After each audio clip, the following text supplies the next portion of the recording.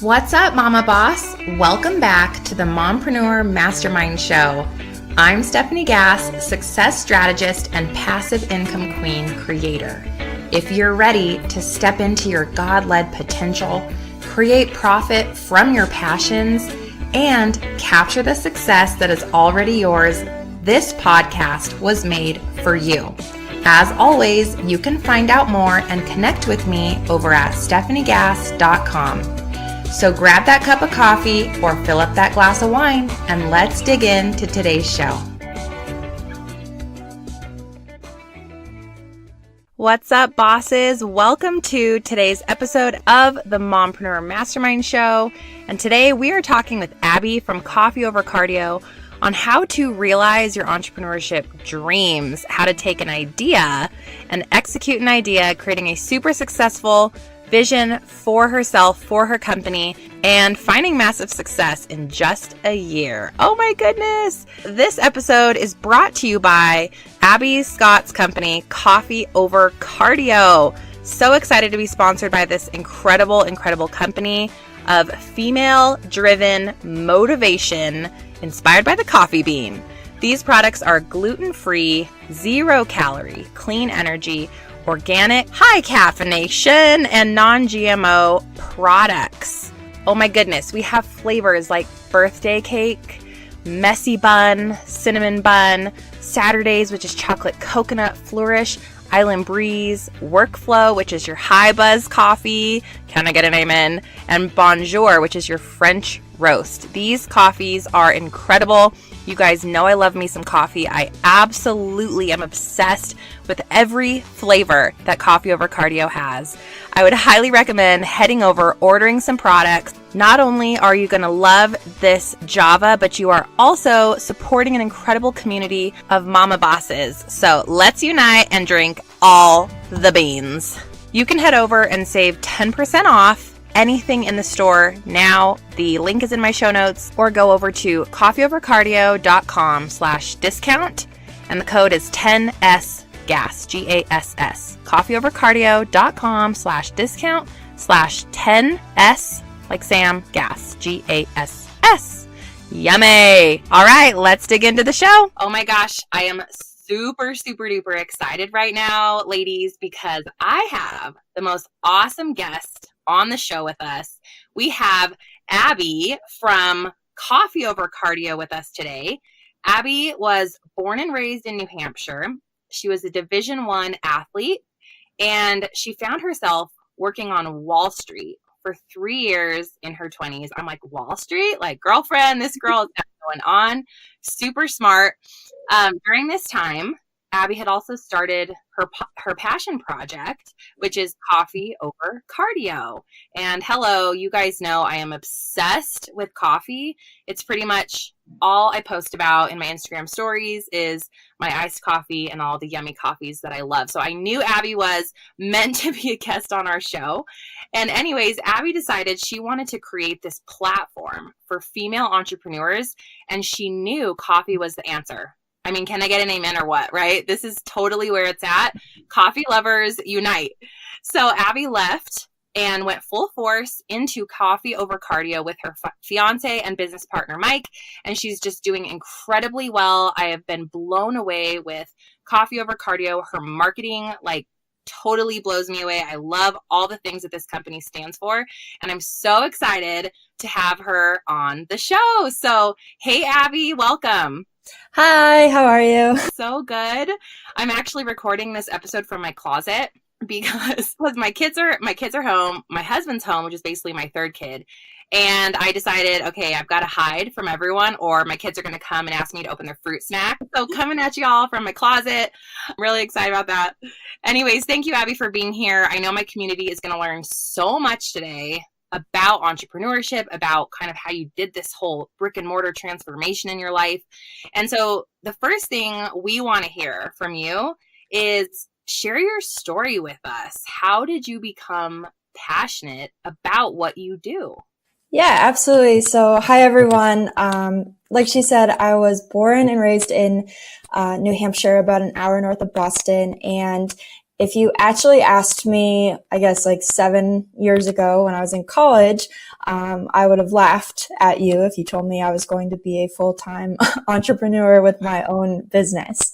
I grew up and I'm still very type A. I thrive off structure. And my plan was after college was to follow this path that I had to success, or what I envisioned as success at the time. And that was, after graduation, like Stephanie said, I went to Wall Street. I started working for a bank, and I did that for 3 years. At the time, I was actually living in New York City. So this was early 2017, and I was drinking so much coffee. Definitely had a little bit of a problem, but I was also spending a lot of money on coffee, but I was also exploring the city to find just new coffee shops on the weekends, during my little breaks that I would take from work and all these things. So definitely indulging myself in the coffee culture that's in New York City, which was just so much fun for me. The idea of actually launching the business came from a conversation with Mike. So I just met him and we were talking, and he was making fun of me for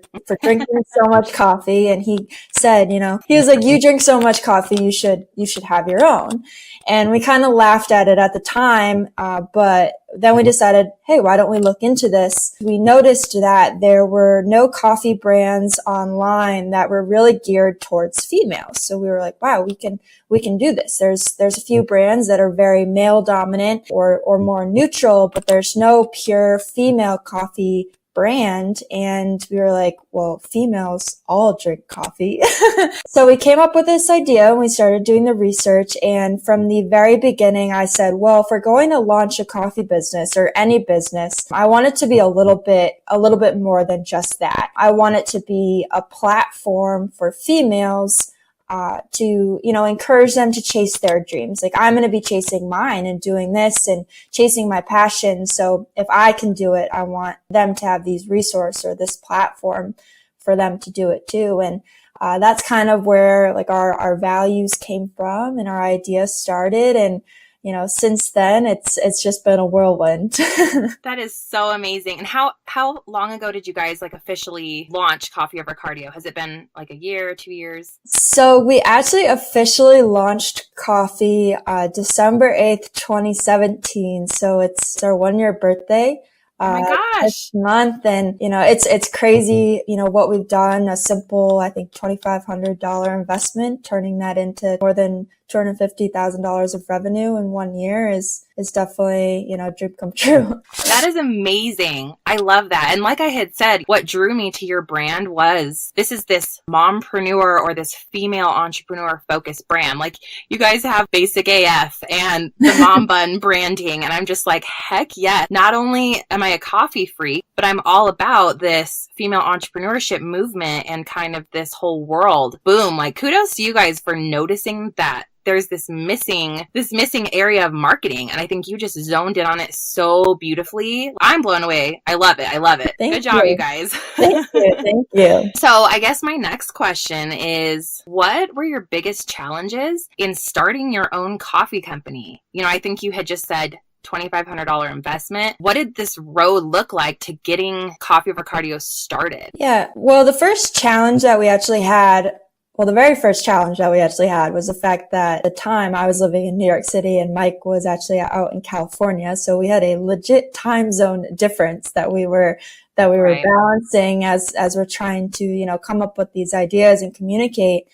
But it was a bit difficult at the beginning, just simply because it was a side hustle, right? And at the time, I'm working in finance, I'm working over 70 hours a week. So just finding that time, making the time to, do everything was really tough. And even actually now, now that it's a full-time gig, I feel like I still don't have enough time, but, just dedicating enough time, being mindful of, timing in terms of social media and all of that. Like that was definitely a big challenge in the beginning, just because I did have other responsibilities in my full-time job. The second, I would say, challenge that we had was just having patience to really kind of enforce the vision of what we wanted the company to be and to be, based upon. We decided to make sure that we had values underneath the message, and that we were choosing the right people to represent our brand. And that did not happen overnight. Like, there's definitely an easy route to go that we could have made a fast buck, but that probably wouldn't have lasted, if that makes sense. So having the patience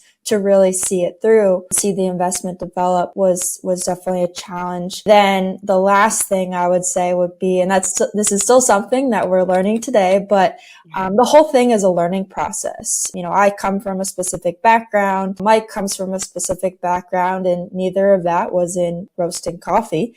So learning the process on the coffee side, learning marketing techniques that we didn't know, and then just kind of accepting that things will go wrong, figuring out what happened, how to fix it, and just going from there. So knowing what you don't know and figuring out what you need to know and all of that, that's, definitely been a big challenge for us. And I think we got the hang of most of it now, but in the beginning, that was a bit of a tough thing for us, just figuring out like how to send out the packages and all of that. Yeah. And I guess, and this is kind of going a little bit off the cuff. So somebody thinks, okay, I have this idea, like you guys did. I have this idea, and we have to come up with a way to take this idea and actually execute it. Like, what was your all's first step? Were you like, okay, we're going to Google to figure out how do we start a coffee company? Or Did you reach out to a coffee company that was already existing and like try to partner up with them? What did you guys do just when you came up with the idea? Like, what was the first step in actually executing? Actually, I would actually rewind a little bit. The first step in executing was actually just getting more feedback on what people thought. So At the time, I wouldn't say who I was surrounded, like I wasn't surrounded by entrepreneurs. But Mike and our friends now, both of our friends now, has a lot of friends who are entrepreneurs. So the first step was just, hey, we have this amazing idea. And both of us agree, but we're biased. It's our company, right? So it's just getting the feedback on, hey, what do you guys think? Like, do you think this would work? And getting that feedback to make sure it was a solid idea was so important. Because if we had, maybe if one person was like, it's coffee, it's a commodity, you can go buy it super cheap, or, oh, hey, you're going to be competing with Starbucks. If one person says that, that's fine. But if more than one say it, then maybe it's okay, time to go back to the drawing board. Getting wow, that's such a good idea. You're right. There is this female brand of coffee missing on the market.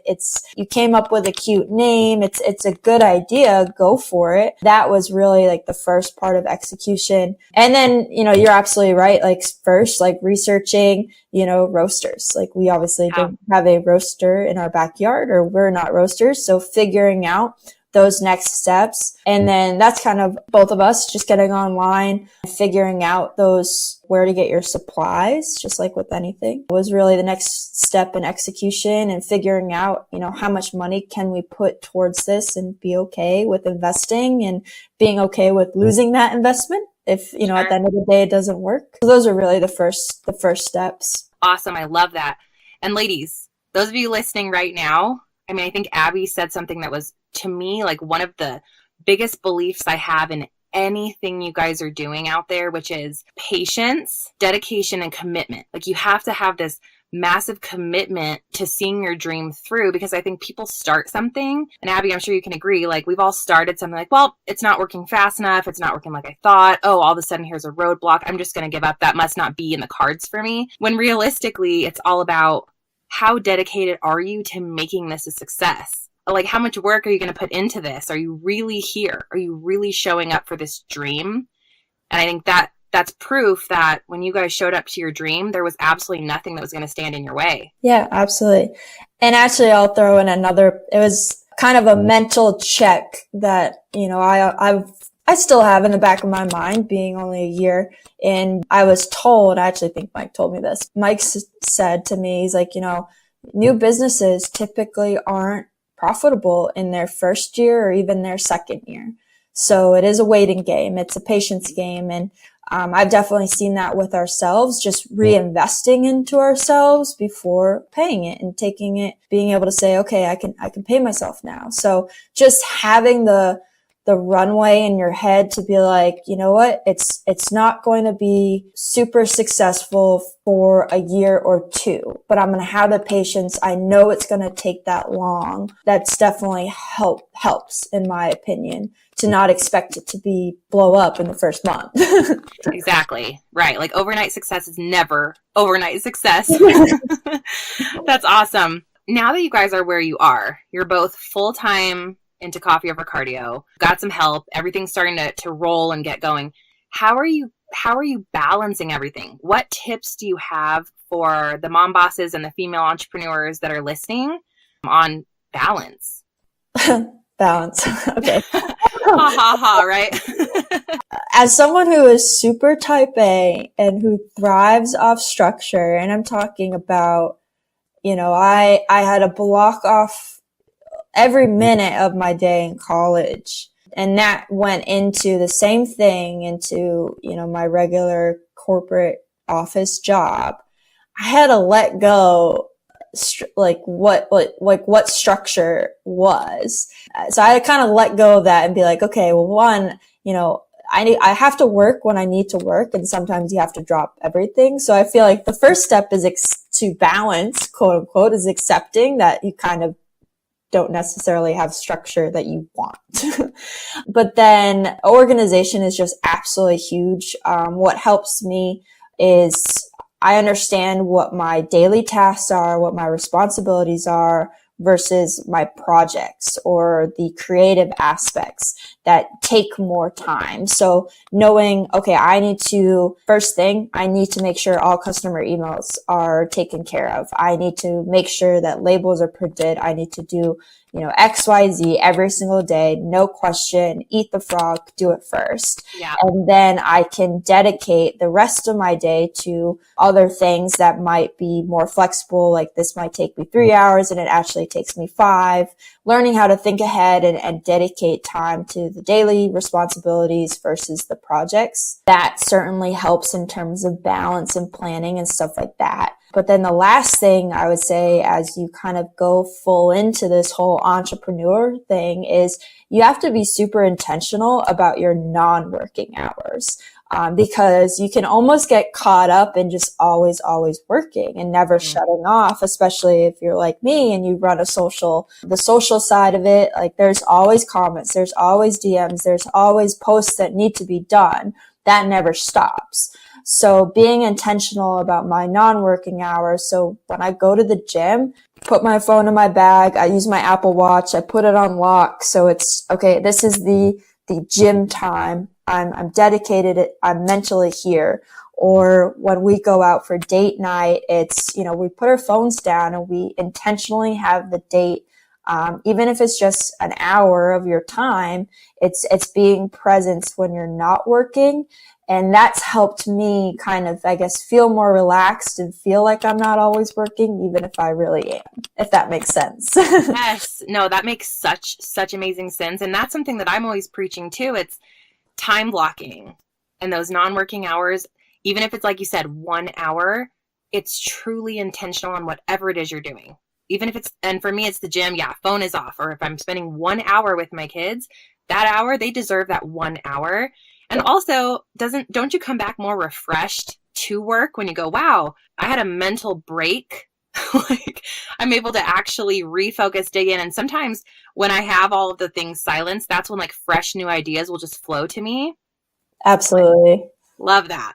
So thank you. Those are so helpful. What are some tips for other lady bosses when it comes to making your passion project your full-time gig? This is something I hear over and over again from clients. Oh, I have this side hustle or I have this passion project and I work on it when I can. If only I could make it full time, right? Like there's constantly this desire to do these things. What tips do you have for them on making that a reality?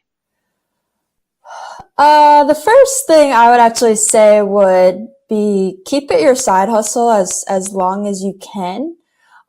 Because the right time for it to actually become your full time is when you feel like you've hit a plateau where you almost physically can't dedicate more time, and it's preventing you from growing, preventing you from like reaching that next level. That's kind of the right time. You should almost be asking yourself, like, this is kind of a risk, but it needs to be done. If I want to get to the next step, I just need more hours. And that's where I found myself kind of taking time to be like, all right, you know what? It's time to resign. We've, these last couple months have been great, but it's just not going anywhere. We just need someone who can do this all, like it every day, and who can do it at 2 or 3 in the afternoon, not just at, 6 a.m. and 8 p.m. at night. So that's, I think when you're thinking about, what is it going to take, like make sure you're maximizing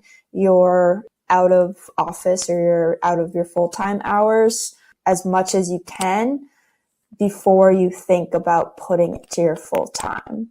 I guess the other piece of advice, I have a few pieces of advice on this. Yeah, good. Give them to us. We love it. I guess my next piece of advice would be that you don't have to do it all alone. Having Mike has been a huge part of why we've been successful. Is I have certain strengths and he has certain strengths. Being able to say, okay, this is your job to build a site. I have no idea how to build a site. It's not going to make sense for me to spend 6 hours trying to figure it out. But I know how to run the social, and I do this. So, make sure you don't feel like you have to do it alone. Because it can be super overwhelming if you do feel like you're going at it alone. You might get to a point where both of you or your partner is maxed out as well. And maybe it's a time where, okay, you guys are just handling daily tasks and nothing of the future or the growth or that can be focused on because you're bogged down with the daily tasks. Sure. And that's kind of the time that it indicates like, hey, you might need to hire an assistant. That happened to us a few months ago. And, being able to hire my assistant just was another step at taking us to the next level, because she can help with the daily tasks that need to get done so that I can focus on not what Coffee Over Cardio is doing today, but I can focus on what we're coming out with in February and March, stuff like that. Don't always feel like you have to do it completely alone. I can totally understand if you almost want to, if you have trouble letting go of things.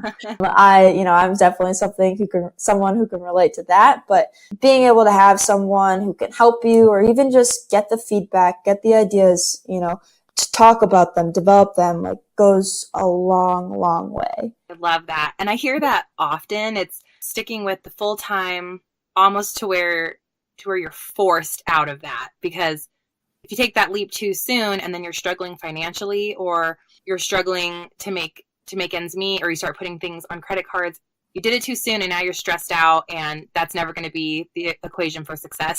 So I love that tip. And then I also so love your tip of outsource the stuff. Like for you and Mike, splitting up, okay, you're great at this, you're great at this. If you're a one woman shop, outsource the stuff that you're not that great at. Open yourself up to do the things that are in your zones of genius, and you're just going to be that much more successful. Yes, amen to hiring an assistant or a VA or something like that. I'm at that point as well. When you've got your boss hat on, I know that you have this empowerment movement through your brand. You're super happy and putting out there all of these incredible vibes into the community, lifting women up on a daily basis. How do you maintain this positive mindset, and kind of what does that mean for you? I would say a positive mindset means like everything to me. And that goes, beyond thinking about my business. It's, my relationships, my, view towards myself. It's everything. I really think it honestly just reflects confidence. And I think, having confidence with anything you do is so important, but especially in your business, like you have to have the confidence that it's going to succeed. Like things are going to go wrong. Duh. You're a small business. Things, go wrong. You learn from it. You grow from it. You come out better on the other side. But you have to have the confidence in the future. And this goes back to the how we were talking about having patience in its success. But the confidence, like knowing it's going to succeed, even if something's going wrong today, And, keeping that positive view and the success it's really what's going to carry you through. Like it's so important. And, I can go into whole spiel on how like just having confidence is going to help your own mindset towards yourself, towards your body, towards, your health. Like it's huge. And I've noticed with me having confidence in myself, having that grow over the past few months has definitely correlated with our growth as a business. Doing specific things, like people feed off of that. And, you said it yourself, like it's a huge thing in our business. And it's partly because I just have the confidence in it.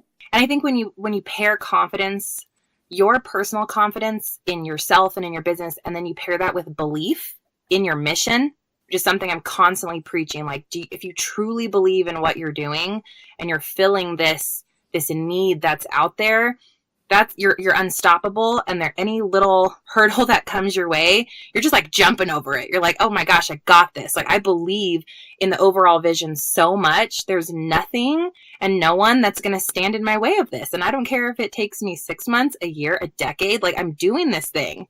Yeah, exactly. I have it in my like signature on my business email account. It's like confidence in one hand, coffee in the other. Yes. Boom, honey. That's like my sames, like twinsies, coffee and confidence, honey. We're doing this thing. And I've mentioned this a few times now because I'm obsessed with your marketing. Your social is so on point. It's goals for days. Ladies, you've got to head over to Instagram. Look at Coffee Over Cardio's account because they've got it going on. Abby, talk to me about what are the things that make your marketing and your branding so successful? This is the best part in my opinion about what we do. And by the best, I mean the most fun. From the beginning, like I said before, it's, we wanted to create a community. We wanted to create an experience. So our branding just has been huge. When you think about starting your business or when you have your business, your branding, your experience, you have to think of every single step from, the moment someone is on your site, clicking through to the moment they're opening your package, taking the items out, things like that. Like every step is so, so important. That goes for us, like from the bag designs to the little crinkle paper that we put in our boxes to now our boxes themselves are branded. And then it goes to, into my personal brand as the founder. I love interacting with our community. And one of the reasons most of my, community loves Coffee Over Cardio is they know Abbey Scott. They know the person behind the brand. And so your consumers should 100% know the founder, feel close to them, and have that be genuine as well. But also, having a community focus, figuring out how you can bring value to the community beyond just your product. Like coffee is for everyone, right? Like It's literally a commodity. It's traded on the stock exchange. Yeah. It's for everyone. So how do we add this community? Well, developing a community specific for female boss babes, however you define that was huge for us. That's the reason why we've, become what we are today. Adding value back in, having a high quality product, emails that educate, whether that's on the coffee or, giving you workouts, giving you recipes.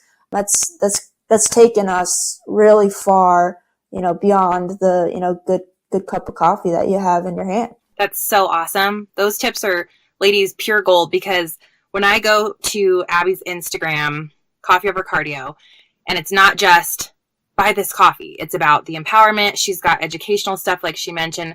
I'm in the email list. I'm an affiliate for their brand, and I get these most incredible emails, and they're super interactive. Like, click here for today's, workout. Another day, Abby, you had sent one about, do you know the difference between a latte and something else? And I'm like, no, I actually don't. Like, this is really interesting. And so you're getting me to open the emails. And that to me as a marketer is so important. Like, are they opening the email, but then are they having fun when they're reading the email? Are they learning something? Are you bringing them in and you're sharing these stories and you're so relatable? That's where we convert people from, oh, I guess I'll buy this product and try it, to actually, I'm a part of this community now, and I'm super loyal, and this is the only coffee I'm going to buy. Yes. I hope. So you guys, like, those tips are so key. Shifting your focus from your product to your community nowadays, especially, is everything. So I love those tips. All right. Most important question of the interview. You ready, Abby? Yep. What is your favorite coffee over cardio flavor? And why? We won't tell anybody, except we'll tell everybody. That's honestly a super tough question. I just go through like a rotation, basically, of like which bag we have open. But I have been drinking. All right. Well, I'll preface this in terms of the coffee that we've announced and that's out and available for purchase on our site. I have been drinking a lot of the birthday cake, which we launched the Monday right before Black Friday. So it's been out for just a couple weeks now. It's a birthday cake, vanilla cake flavored, 100% Arabica beans. The flavors are put on the beans before they're roasted, so there's no added sugars or anything like that. But I would actually say my real favorite is something that we're going to be launching early 2019. And I honestly just drink it like water. It's just such a good cup of coffee. I wish I could tell you guys what it is. No, tell us. Excited. I have a big kit on the way. It should be here any day now. And I'm going to be like posting all about each flavor. And so y'all are going to have to stay tuned for that. I think our best seller this past year has been Messy Bun. When we were first starting, we had the ideas for what flavored coffees we wanted to have first before trying coffees. So it was kind of trying coffees to match what we had envisioned in our head. And we actually tried the coffee that's the birthday cake. And we were both like, oh my God, this is the best one. Yeah. But we had no idea what it was going to be. We didn't have the idea behind it. We waited to launch it before we came out with the birthday cake idea and stuff. So Messy Bun has been our best seller, but I think it's going to turn into birthday cake. And, just seeing what people have been saying who have been like diehard Messy Bun fans, all of a sudden they're like, wow, birthday cake takes the cake. Not to be literally, they're like, I didn't think that something could be better, and it is. Well, I'm so excited about that. So you guys are going to have to head over and try that flavor for sure. I'll post in my show notes my link so you can get a discount off your order. Yep. And then I think you have another business, right? Fit Legacy. Can you kind of talk to us a bit about what's behind that business? And I know you had wanted to kind of mention that as well. So Fit Legacy was actually our idea of everything we love doing for coffee over cardio. So I would say like Mike and I's strengths, and then what we just purely enjoy doing on a day to day, in terms of like the marketing side or the branding side. And we created this business where we essentially do the branding and the marketing for other small businesses or individuals. It's something Mike has actually been doing for years for some really big fitness names and helping them develop their businesses. We developed Fit Legacy to really bring these key strategies and things that we've done for coffee to others to really teach them. So it's everything from personal branding to branding of the company to Facebook ads to email campaigns, every little step of the way. And we do it for individuals as well as kind of small businesses. So amazing. So amazing. Yeah. Abby, you have taught us so much today. I've loved this interview. We've had so much fun. And I think what you and Mike are doing, just setting this incredible example of true entrepreneurship and creating reality out of a dream that you guys had and watching it come to life and having so much success in your first year. It's just so admirable. I think it's inspiring for our listeners and for all of your coffee consumers as well, that they can get out there, chase their dreams. Of course, these bosses, they're going to want to know, right? Where can they find out more about you guys, both Coffee Over Cardio and Fit Legacy? Yeah, absolutely. So if you want to know anything about the coffee, I would just head right over to our site, coffeeovercardio.com, or our Instagram at coffeeovercardio. What's on our site, actually, we have so many videos. If you click on any of the coffees in the store, and they can tell you everything you need to know from, the type of bean, the Arabica bean, to, which country the beans are from, how they're roasted, and all of that. And then you can always shoot us a DM or shoot me a DM, I would say, if you have any questions or just need help picking, which one do you want to start with. And then in terms of the Fit Legacy, you can find us at My Fit Legacy on Instagram. And what we actually do for all of that is we set up phone call to just kind of talk through, where you're at and, see if it's a good match and what, what you're looking for and if we can help you. Well, thank you, Abby. This has been so much fun. Can't wait for everyone to check you guys out. So thanks again. Hey mama, real quick before you go, if you found value in today's podcast and you learned something new, if you'll head over to iTunes, the Mompreneur Mastermind Show, and leave a review and subscribe to the channel, that would be awesome. And I'd love to connect with you over on social media. My handle is @Stephanie Gass. I'll see you soon. Praying light, love, and abundance. Until next time.